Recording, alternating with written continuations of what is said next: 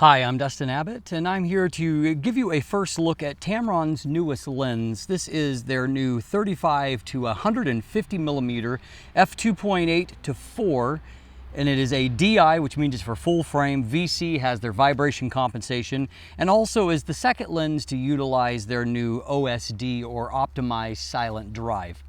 Last year, I gave you a look at the first lens that kind of follows this blueprint, and that was their 17 to 35 millimeter f2.8 to 4 OSD lens.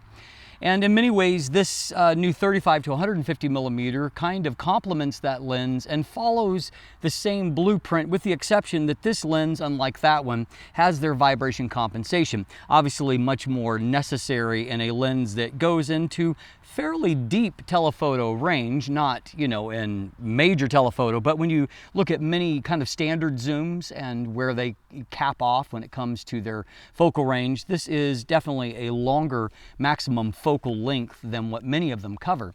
And so it is a unique lens, and of course, as far as the focal length goes, it pairs perfectly with the 17 to 35 millimeter, allowing between those two lenses for you to go from 17 millimeters, which is fairly wide on full frame, to 150 millimeters, which is, moderately long.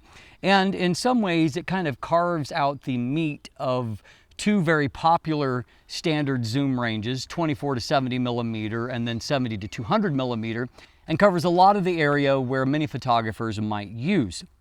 And so I think that it will be a useful lens for those that either don't have the budget or don't want to carry the extra heft and weight of the larger, heavier, more expensive f2.8 options. Now, both Tamron's 24 to 70 f2.8 G2 lens, along with their 70 to 200 millimeter f2.8 G2 lenses, are both excellent lenses.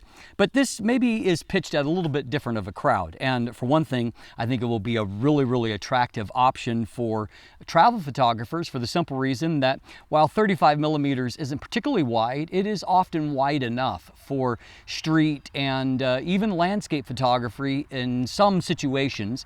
There'll be situations where you'd want to go a little bit wider, and of course Tamron's hoping, if that's the case, that you're going to be looking at their 17 to 35 millimeter. But it also allows you to zoom in close enough for it to be used as a portrait lens.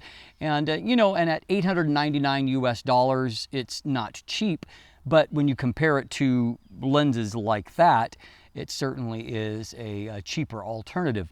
And so today we're going to jump in and take a closer look at the actual lens itself, its feature sets, what's great, what's not so great, and I'll show you a few photos when we double back here at the end. And so let's jump in and take a closer look. First of all, when I look at press releases, often they're sent to me by the companies as the lenses are in development. So I have some advance notification, and so I start to form an impression of the lens, just at least on paper. And so my first impression upon actually visually looking at the lens was that it was a little bit larger than what I expected. Then again, when you consider, a comparison to, say, a 70 to 200 millimeter f2.8, like Tamron's own G2 lens, you can see that, it is significantly smaller than a lens like that. Though, to be fair, once it's fully zoomed out, that size difference is, less significant. But when it comes to the overall dimensions of the lens, whether it be the length or the weight, this is what you would call a moderately sized lens. It weighs in at 796 grams. That's about 28 ounces. And so, it has some heft to it, but neither is it, particularly heavy. There's lots of prime lenses, like in the Sigma Art series, for example, that weigh a lot more than that. And so, a kind of a moderately sized lens, but on the larger size of moderate. And then when it comes to the overall length, in this Canon EF mount, it is 5 inches long, or right under 127 millimeters in length. And so it is, it's fairly long, and as you can see, it extends considerably when you actually zoom it fully out. Now, to be fair, this is a pretty big focal range right here, and it's also a fairly, a moderately bright maximum aperture here on the wide end at f2.8. On the wide end, and then about 45 millimeters you go to f f3.2, probably right. It's somewhere, it's actually closer maybe to 50 millimeter, you go to f3.2, and then somewhere around 75 millimeters, you go to f3.5, and then when you hit about this 105 millimeter mark, you're at f4 from there throughout the rest of the range. So, I mean, compared to a lot of variable aperture zooms, you definitely have an aperture advantage with this lens, which is also going to allow you to potentially have a greater potential to create bokeh with it, and as a result of that.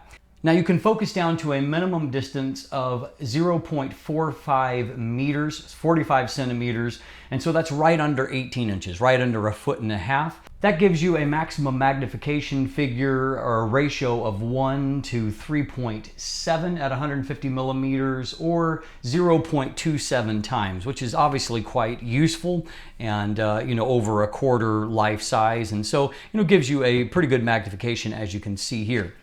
Now, looking at some of the physical attributes of the lens, unlike, say, this 70 to 200 G2, you can see that there's a different look in the material, as the G2 is primarily metals that is used in it, and whereas this is mostly engineered plastics around a metal frame. It does have weather sealing, including a thick gasket here, some internal seals in the design, and then there is a flooring coating on that front element, and that helps with both moisture and then oils like from fingerprints, makes it easier to clean. I also find with those with the flooring coating, I don't really worry about putting a protection filter on there, because that's part of what you're getting in that expensive coating on there.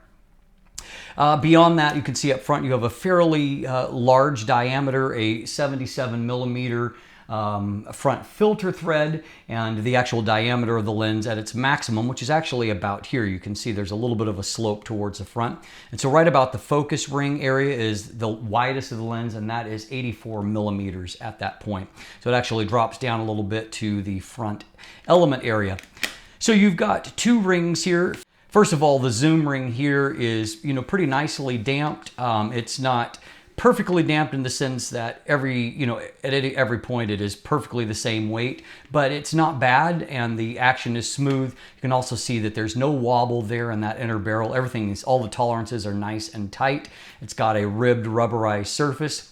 Now, I'm less thrilled about the manual focus ring here. Like the 17 to 35 millimeter, this uses this new OSD, or optimized silent drive motor, but it is kind of a glorified micro motor. It's much quieter, it's a better type of motor, but it has some of the same limitations. Those include a couple of things. First of all, this is not a full-time manual override. And so what that means that if you want to manually focus, you'll feel like a gearing. There's resistance there. So you actually have to switch into MF mode. And when you do, there is basically no feel at all. It is just, there's basically hardly any damping there at all. And so it's not easy to hit precision focus with this manual focus ring. So I'm not thrilled about that. The other thing too is that these OSD motors, unlike most lenses that I see, you will find that it actually rotates during autofocus, which is a bit of a liability. If you're holding the lens and supporting it, all of a sudden you'll feel the focus ring kind of move. I don't think that I've ever actually interfered with the manual focus ring under action, but at the same time, you can definitely feel that it's moving. So I don't love that. It feels a little bit like a regression. The second switch here is for the vibration compensation, VC, on and off. And this is once again, a very good VC system from Tamron. It's rated by SEPA at 5 stops. And so it can really make a huge difference in your hand holding ability. You can see that there is a zoom lock. I have seen no inclination in the least towards a zoom creep. And so, I mean, if I did this for probably 5 minutes, I might be able to get it creep all the way out. But if I close it all the way, it will slowly start to do that. And so I'm glad they included it. But under normal operation, it's not one of those situations where it's collapsing on you. And so not any kind of huge problem there. It does come with a lens hood included, and that bayonets into place, Tamron's front caps, all of that is very nice. And so there you have a little bit of a closer look at the size and the dimensions. Here's mounted on a Canon 5D Mark IV to give you an idea of, the overall dimensions of what you've got there. So as you can see, there's some things that I like about the build here. I love the fact that it's weather sealed. Everything is fairly functional outside of the actual manual focus ring, which I'm not a fan of at all, and I docked it also on the 17 to 35 millimeter. It feels a little bit primitive in 2019, the year of its release, when you're kind of reverting back to not having full-time manual override, having a ring that rotates during autofocus. I'm not crazy about that. And so the fact that you're required to either physically uncouple or couple the lens back up by the switch is, you know, a bit of a step back. Now, in a subsequent review, I'm going to be looking at the image quality, which I will say in advance that for the most part is really quite good. This is a very sharp lens, and there are definitely some strengths for it, as we'll break down. And you can see some of the photos I'm showing here, and there's also going to be linkage in the description down below to the image gallery, where you can see a lot of other photos there as well. As a part of that, I'll also be reviewing the actual focus quality, and I have been looking at it some as well on a Sony body via the Sigma MC11, so I'll give you a little reportage on that, and I'll give you my final verdict on the lens at that time, so stay tuned for that. Looking in the description down below, you can also find linkage to buying links if you'd like to purchase one for yourself. And insofar as people are starting to buy it and there's some user reviews trickling in, people seem to be pretty positive about this lens. And so you can purchase one through there. There's also the typical links to follow me on social media, including now on Instagram, sign up for my newsletter, become a patron and help to support what I'm doing, and also get sneak advanced screenings of upcoming content before anyone else. And of course, if you haven't already, please click that subscribe button right here on YouTube. Thanks for watching. Have a great day.